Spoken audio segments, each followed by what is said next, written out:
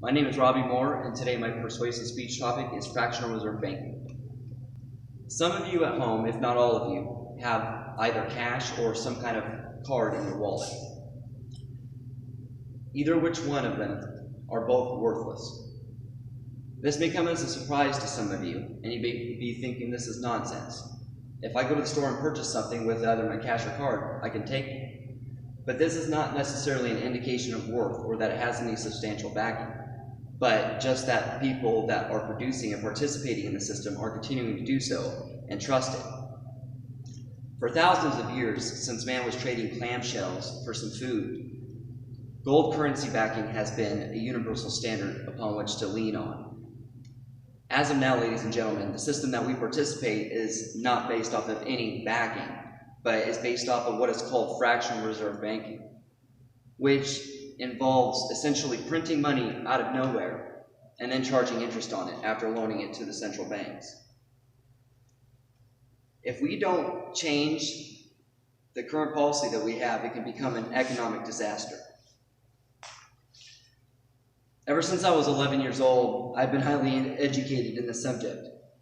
I'm also highly familiar with Jeffersonian and Jacksonian economic policies, which are against strong central banks. On the flip side, I am also well versed in the opposing view, which promotes strong central banks to be powerful, and figures such as Alexander Hamilton, who is on your $10 bill. Some of you may be justifiably bracing yourself for a boring economic presentation that has little interest to you, but I assure you all that this is of the utmost importance, not only to yourself and your family, but future generations. Economy is the lifeblood of civilization, and it decides whether the people in it prosper or are enslaved. Today, we tend to think that we are immune to all the dangers of the past life, and that we don't need to educate ourselves in these matters. But I assure you, it is of utmost importance. Today, I'm going to persuade you to consider profoundly the dangers of our current economic system, which is fractional reserve banking. I'm going to highlight some of the problems of fractional reserve banking and then present some solutions. The first problem is that the United States currency is managed and controlled by an outside private agency, that is the Federal Reserve. This alone has a lot of implications. First of all being that with a private agency, it is not ran by elected officials, which means that the people that participate in the system have absolutely no control when it's all said and done. It also means that they have the power to create paper money essentially out of thin air, with no gold or silver or any backing of any worth. They themselves have admitted in public in front of people that they have not participated in any gold swaps since 1913. Supply and demand means the more of something, it's less worth.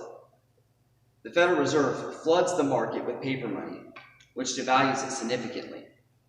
Remember when things were really cheap, like 5 cents for a hamburger? Well, they were not stupid. Their money was just worth more. The constant rise for price of goods and services is not a natural normal thing, but is a consequence of inflation. The Federal Reserve controls the United States currency, but the United States does not control the Federal Reserve ultimately. We actually have to answer to them, being in debt to them. After explaining some of the dangers of fractional reserve banking and the Fed, here are some possible solutions. We need gold backing and dissolving of relations with the Federal Reserve. Gold backing has been the standard for thousands of years for all kinds of civilizations and have kept economies alive using tangible worth and value, which means more equity and less debt. This alone provides for a stronger dollar, which in itself provides a stronger infrastructure economically and is good for everybody all around.